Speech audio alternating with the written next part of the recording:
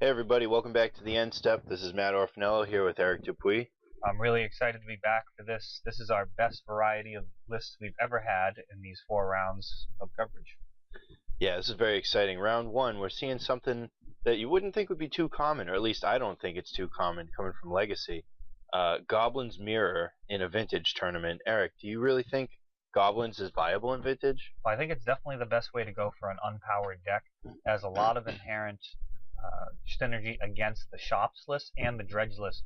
Cards like Mog Fanatic can be sacrificed to get rid of Bridge from Below versus Dredge. And versus Shops, you have the ability to generate a ton of permanents off of a Goblin Lackey trigger, put in something like CGN Commander, and their smokestacks are a joke at that point.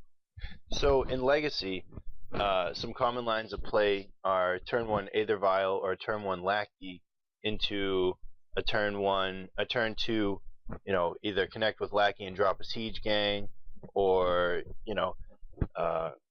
put a Lackey in under the Vial and then play a 2-drop. What are some of the common lines of play? And those lead towards like turn 4 wins. What are some of the common lines of play that are really powerful in Vintage Goblins? Well, in Vintage Goblins, Vial is way too slow. You're looking at running Warren Instigator instead, and you also have Simian Spirit Guide to make that a turn 1 play. You do need to keep up with the rest of the decks in the format, and Vial doesn't help you do that. Also, Null Rod is a very powerful effect in Vintage, potentially crippling your opponent's mana base, and that has no synergy whatsoever with Aether Vial. When you draw a Null Rod, you want to be able to get it out there. Now I noticed that both players are running 4 Earwig Squad. Now is Earwig Squad really a warrant of 4 of in this format? Well, Earwig Squad is something that if it connects versus the right decks, it's game over. And it's not that bad to have main deck. The list I was running had access to the Earwig Squad in the sideboard. John decided to go with the full boat main deck. What that does is give you a lot more game versus decks that are going to try and beat you with Tendrils of Agony or just a small handful of cards. Now we see John is exactly where he wants to be here with a Goblin Lackey on turn 1. And I opened up with Soul Ring, very powerful card in the Goblin deck. Mana acceleration in decks like these is really important. That's why Simian Spirit Guide is there. Soul Ring is great, but the challenge is making sure that you can use the colorless mana. So here I'm able to cycle Gem Palm Incinerator, Lackey being the only goblin in play. That'll get rid of that and draw a card, and then see what I use the colorless mana for. Now, Pile Driver, there we go. Oh, nice. Yeah, you'll notice that I'm on goblins this time. That was not entirely on purpose. I actually left some power at home and was unable to play my powered list, and I decided to ask the room if I could borrow something. Luckily, Tom helped me out, lent me the list, and I did my best with it here. We've got a Mog Fanatic. It's funny, the last time I played a Goblin Mirror, damage stacked. So the card actually gave me a little bit of pause, and then I thought it through and realized that guy's not going to do a ton of work here unless it's against a card like Warren Instigator. Right, but what he can accomplish is he can get in the way of a huge power blocker and deal with an X1 all in the same turn. Now, what are some of the better X1s in your deck? I mean, obviously Lackey. Does this play? Do you play the what's the name of the guy that taps to shoot stuff and then he untaps? Oh, Goblin Sharpshooter. Yeah. No, I don't have that in my list. For X1s over here, I've got Matron, Lackey, Gem Palm Incinerator, though he's pretty much always going to get cycled. Right. And then I've got the tokens from Krenko, a Singleton Goblin Welder, which isn't really a problem.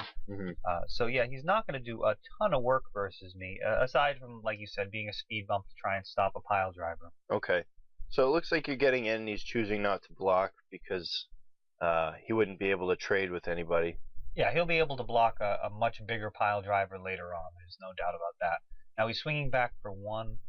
At this point, it may not be the right play. Playing the Null Rod there means he most likely doesn't have another Goblin card in hand, so he's in very bad shape here. That seems like one of those plays where it's like you're kind of going to lose anyways, even if you don't attack, because he's not gaining any ground, but if he rips something off the top, maybe that'll help put him ahead. Maybe that 1 damage will be a big difference. Yeah, I would have rather held back the mana if possible, but I think he was concerned about the Soul Ring and sensed that I had a hand where I could really be explosive if I had access to those 2 mana. Keeping up the 2 and making it look like you might have Gem Palm Incinerator could potentially change the way that I attack. For example, I might not go for an Alpha Strike with an X1. True. We've Oh, got another another pile pile driver. and Matron here. Wow. That is explosive, all without Soul Ring. And Looks like you tapped a little too much mana. No, No. I don't believe so. Oh, no, you Because didn't. the Matron costing 3. So Cost we're all 3. good there. I've got the trigger on the stack, and he scoops it up. There's no sense in me finding Right. a goblin there. It's going to be a lethal strike with that goblin, with Yeah, the Mog Fanatic tap. especially being tapped down. Yeah. So what do you think are some of the sideboard cards that you could bring in this matchup? Well, John had exactly what you would want, and that is Pyrokinesis. That card is absolutely a blowout versus goblins. Red Force of Will. I mean, even better. I mean, just kill a whole team of guys. Against the blue decks in the format, you're going to be able to hit things like Dark Confidant, Snapcaster Mage, Deathrite Shaman. But versus goblins, it's a one-sided Wrath of God most of the time. It also has Boggart Auntie. Uncommon card. You don't really see it that often. It does provide a little bit of card advantage. It turns your Gem Palm Incinerators into just absolute powerhouses to be able to recur them every turn, draw an extra card, and kill a guy. It was a problem for me. We'll see how this plays out. Now, my list was much more concerned with the blue decks and the workshop decks, looking at stuff like Chalice of the Void and Thorn of Amethyst versus combo. I had access to Shattering Spree and Ingot Chewer versus shops, but essentially nothing versus the Goblin list.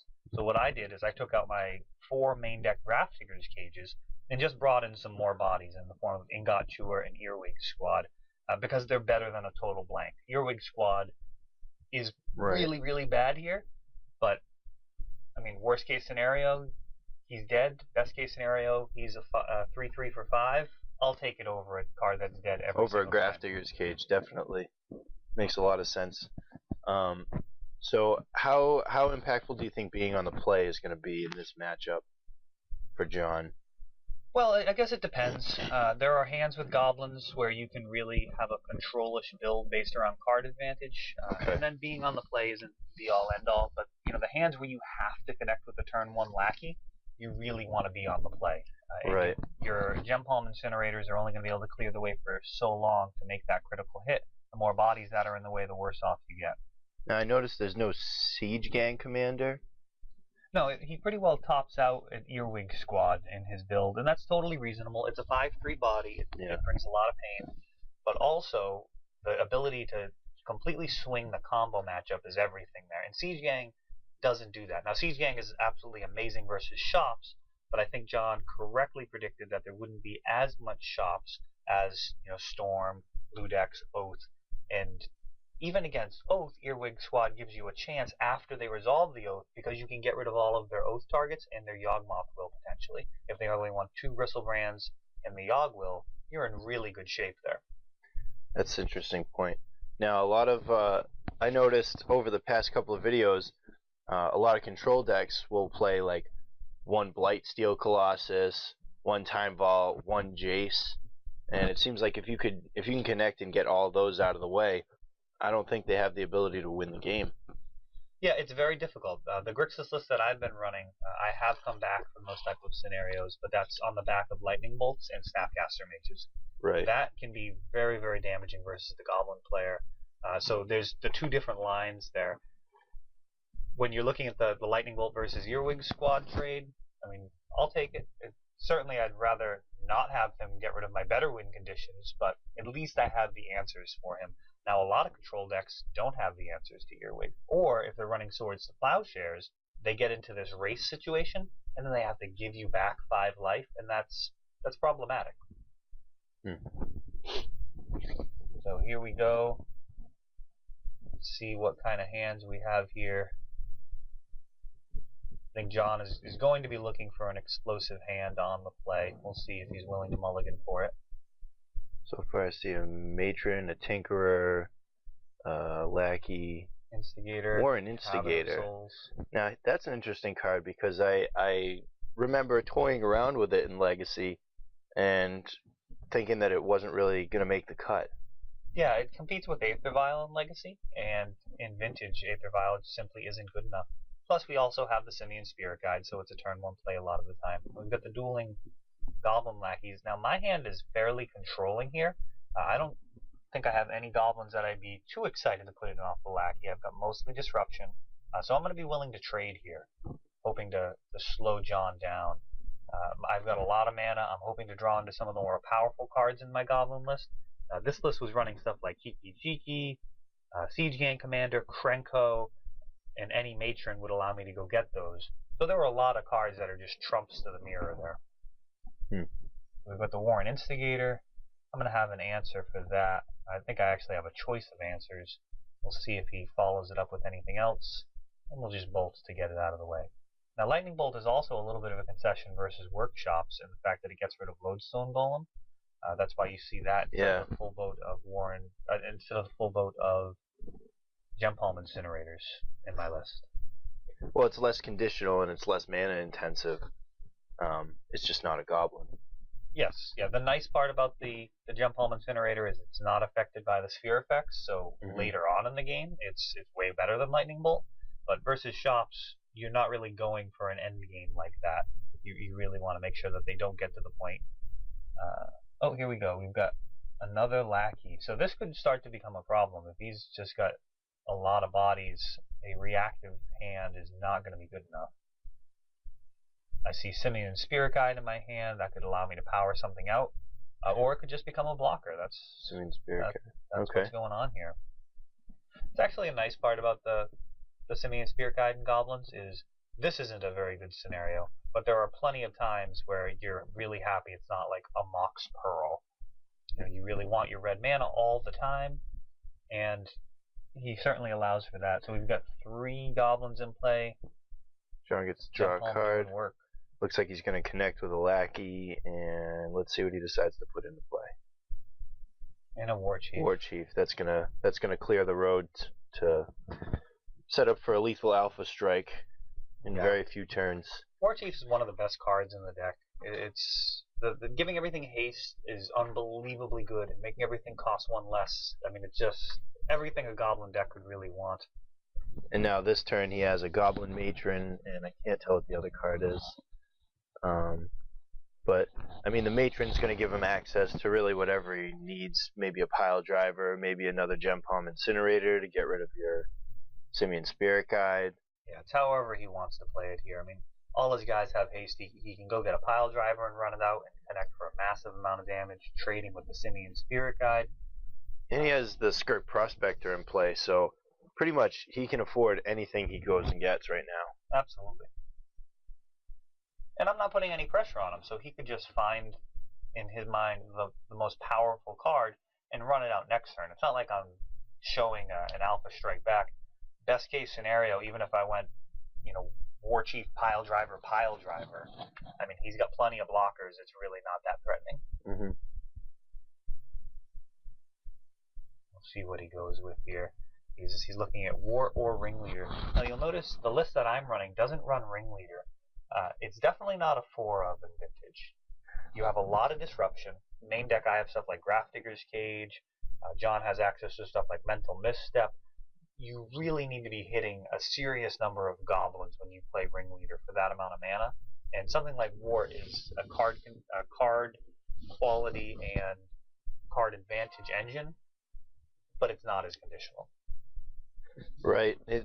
I mean, it seems like the density of goblins in this list, you just can't run as many as you do in Legacy because of the amount of different strategies that you just have to have answers for. Like your list ran 4 main deck Grafdigger's Cages because otherwise you probably just roll over to Oath, you probably roll over to Dredge, but having that main deck hate actually gives you enough reach. Yeah, I mean, it's totally essential versus Oath. I actually played against Oath after this round, and I had a turn 3 win on board, and it was nowhere near close enough. It might as well have been turn 50. I mean, he was able to get an Oath out Gristlebrand, Time Walk. was an absolute blowout, and the whole time it would have been a turn 3 win. So you do need disruption. There are plenty of times where you run out of first turn Grafdigger's Cage instead of the Lackey, and against an unknown deck, that's probably the right play. Hmm.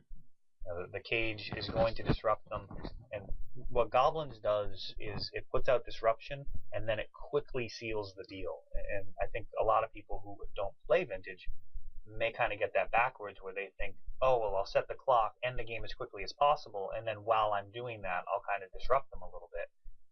It's actually not good enough a lot of the time. So, how much game do you think would power add to this deck? Oh, it's a huge improvement for when you're talking about Black Lotus and Moxed Ruby. Mm-hmm. I don't think it's worth a blue splash when you're talking about stuff like Ancestral and Time Walk. I've seen it done before. I am partial to the really sturdy red mana base, and with the amount of Mental Misstep running around, it's really not that exciting to splash for Ancestral. Yeah. And also you've got Cavern of Souls, so your Goblin cards are very often going to be uncounterable. So a card like Misstep, I mean, it could just be sitting in their hand the whole game, and then finally you run out Ancestral. So yeah, it's really not. Here we go. I noticed John ran a GT out into your Goblin Tinkerer. Yeah, let's see if you can get any advantage out of that. Yeah, I mean, it looks like I'll probably just block a like a Skirk Prospector or Lackey, and then blow up the GT after damage. I mean, this game is pretty well over. I'm very, very far behind. Yeah, I think I'm contemplating my prospects for success here, and I think it's probably better to just pack it in. Yeah, there we go. Yeah, that was probably a loose keep. Realistically, I really want to have like a pile driver or a Goblin Lackey or Warren Instigator hand against Goblins and be able to clear the way and really accelerate out. It's going to be a tough match, though. I mean, John has Pyrokinesis, so even if I do get out to a really fast start, he has the trump to it. So this is definitely in his favor based off of the post-board games. Okay. So, getting back to adding power to this list. Now, in this specific tournament, there's a prize for unpowered decks. The prize being, what do you get, your entrance fee back, or do you get your entrance fee plus 20? Yeah, it was actually a $40 cash prize, or I think it was 55-ish in store credit. Okay. So as far as expected value, if you were going to add power to this list, would you still run Goblins if you had access to power, or would you just play something else? Personally, I would just play something else. There are people who are so comfortable with aggro that they'd want to be running it no matter what. You see that in Europe sometimes, and there are times where it's a really good foil to the metagame if you're expecting a lot of shops and dredge. But that said, I mean, the deck doesn't really need power, and you can definitely be in the running for your top 8 prizes and the unpowered prizes. It's pretty sick expected value there. Okay. Alright, so, I mean, we'll see. We'll see if Goblins can make it through the gauntlet, but honestly, I'm not having too high of expectations. Just coming from Legacy. I don't know. We'll see if I'm proven wrong. Yeah, I mean, it's been really well positioned versus Shops and Dredge. There is some Shops and Dredge here, so we'll see if he can get the good matchups. You really want to avoid Oath and Fast Storm decks when you're playing Goblins. So here I'm opening up with Warren Instigator. That could be good. Let's see what John has. Yeah, if you have like a Simian Spirit Guide or something, that could be pretty well explosive start. Oh, he's got the Pyrokinesis. John's got the Pyrokinesis. That's bad news. And he has an Instigator of his own. So we've got a Mountain. No turn 1 Instigator.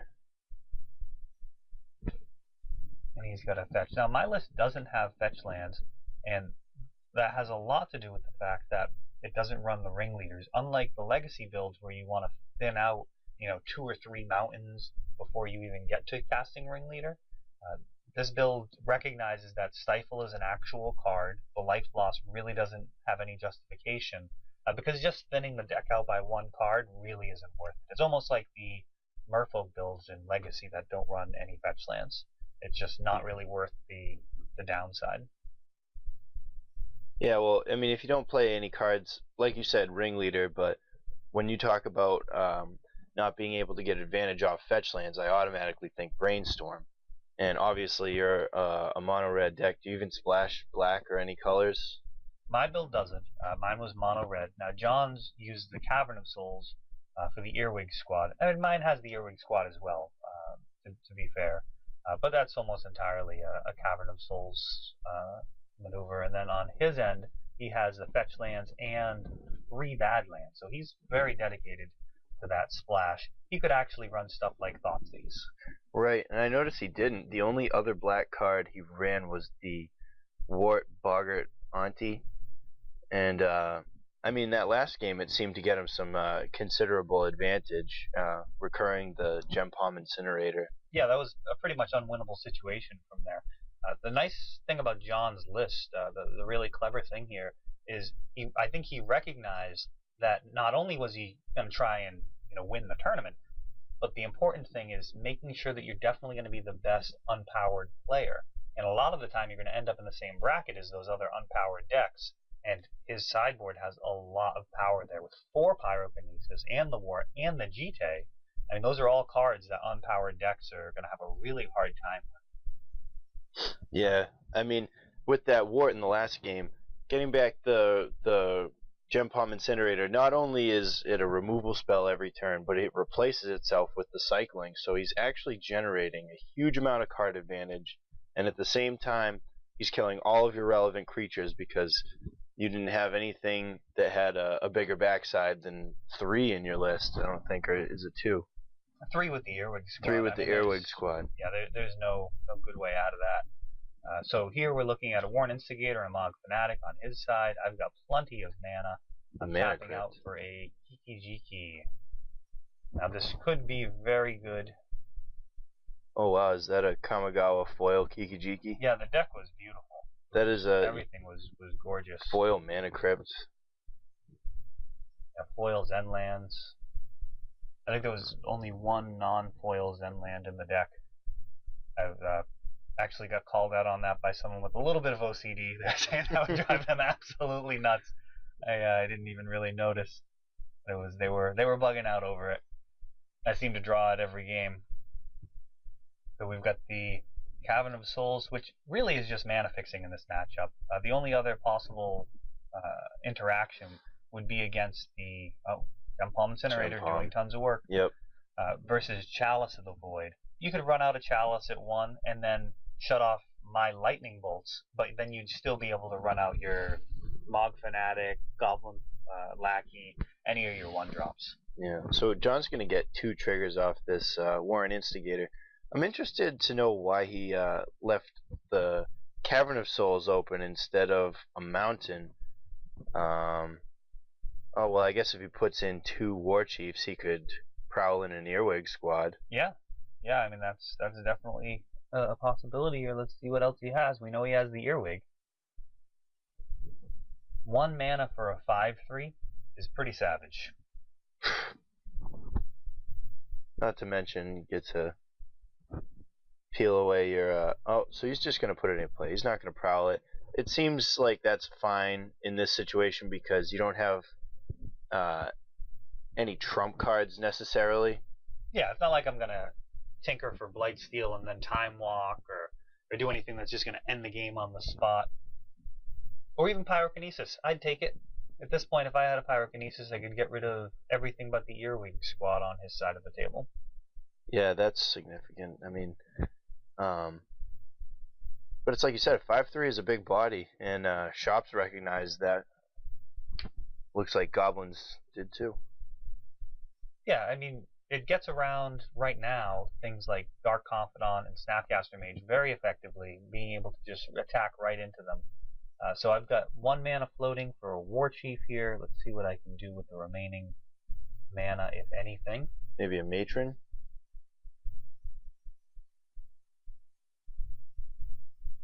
And a Stink Scourger. Okay. Now, do you bounce the Prowl guy?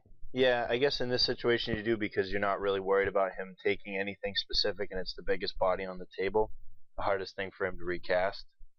Yeah, yeah, I think that's definitely the play. The other option could have been the War Chief to try and slow down his turn, so he can't do anything too explosive in the pre-combat main phase. Right. We'll see what ends up being correct.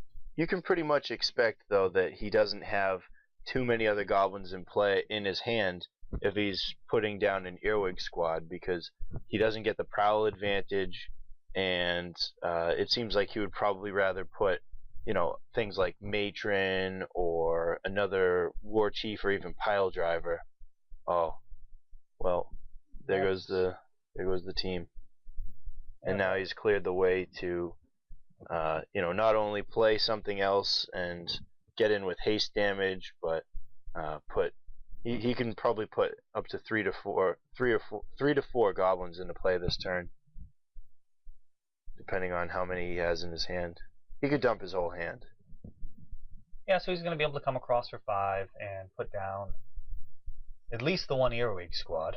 So we've got a trigger off of the Instigator, and then he is prowling the second one just for kicks. So I'm facing down lethal with almost certainly no draws that can win the game, or at least pull me back in after this prowl. I wonder what kind of things he'll take. First, he's probably looking for sideboard cards, because you guys don't get to see each other's deck lists. Yeah, I mean, I'd really need some kind of damnation effect at this point.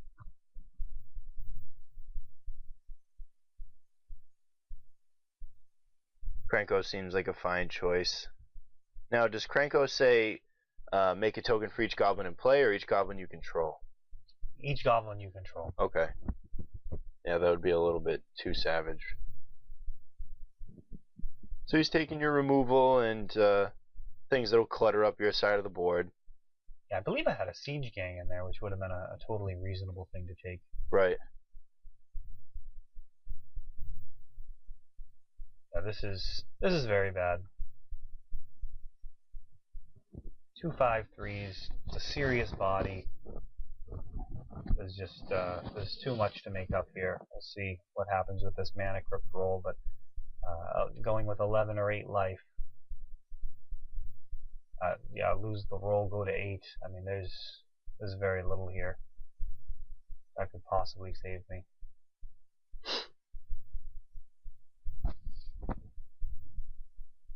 Yeah. Yep, just mulling over the possible options. If there's any kind of play I can make whatsoever. I generally don't scoop, just given that the situations where you do have a trick that can allow you to win the game. If you're scooping only when you're totally dead, people kind of pick up on it. You know what I mean? Like, every time you play against them, you're scooping, and then the one time you don't scoop, then they're like, oh, he obviously has the trick. Right. So generally just make people actually kill you. Yeah.